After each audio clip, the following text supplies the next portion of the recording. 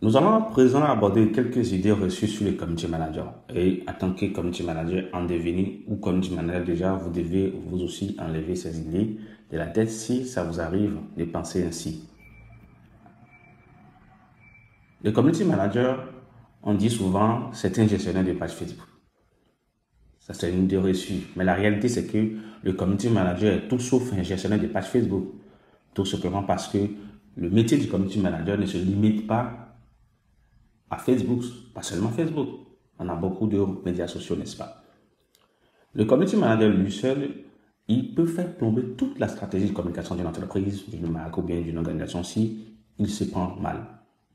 Une autre idée reçue, c'est que le community manager est quelqu'un qui passe sa vie à flâner sur les médias sociaux. C'est archi faux, n'est-ce pas? Le community manager, ce n'est pas quelqu'un qui passe de réseau en réseau, qui regarde les vidéos à longueur de journée. Non. La réalité, c'est que le community manager ne publie pas dans les groupes. Ce n'est pas lui qui s'échappe de publier n'importe quoi dans les groupes. Ce n'est pas cette personne-là qui crée une page et qui poste des blagues tous les jours. Nous savons que cette idée est souvent reçue de nos proches, de nos parents qui ne savent pas réellement ce que nous faisons. Ils pensent que nous sommes en train de flâner juste sur les médias sociaux. Une autre idée reçue et très répandue d'ailleurs, c'est que le community manager crée des visuels.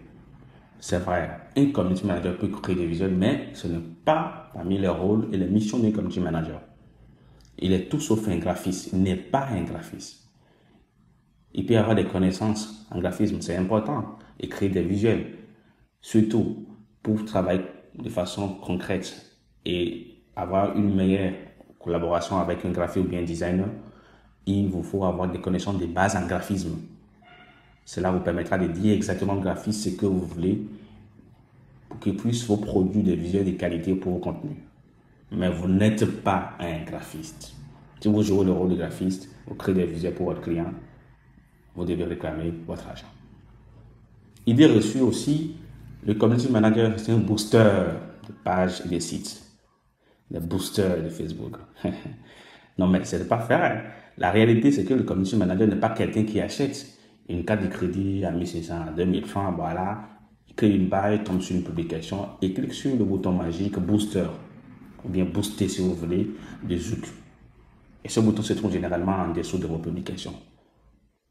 Celui qui booste une publication avec une carte n'est pas un community manager.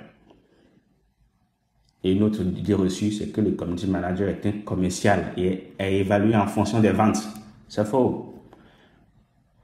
La mission du community manager se limite à la gestion de la communauté. Il n'est donc pas un commercial. Il n'a pas d'objectifs commerciaux. Une entreprise ne peut pas exiger d'un community manager des résultats commerciaux. Pourquoi le client n'a pas acheté? Pourquoi les gens n'achètent pas? Pourquoi on n'a pas vendu beaucoup? Non, ce n'est pas le rôle du community manager. C'est vrai, il s'occupe de la relation client, il gère tout pour que tout se passe bien, mais que les gens achètent dans la stratégie et tout, ce n'est pas son travail. Donc, si vous êtes amené à faire vendre forcément des produits d'entreprise, vous n'êtes plus community manager, vous êtes commercial. Et vous, comme j'ai dit, vous devez réclamer votre rémunération, la rémunération qui va avec. Maintenant, nous avons décortiqué quelques idées reçues. Vous pouvez vous mettre dans le bain de ce qu'est réellement le community manager et commencer par dire aux gens qui vous prêtent des casquettes que non, ce n'est pas votre métier, ce n'est pas votre mission, ce n'est pas votre rôle.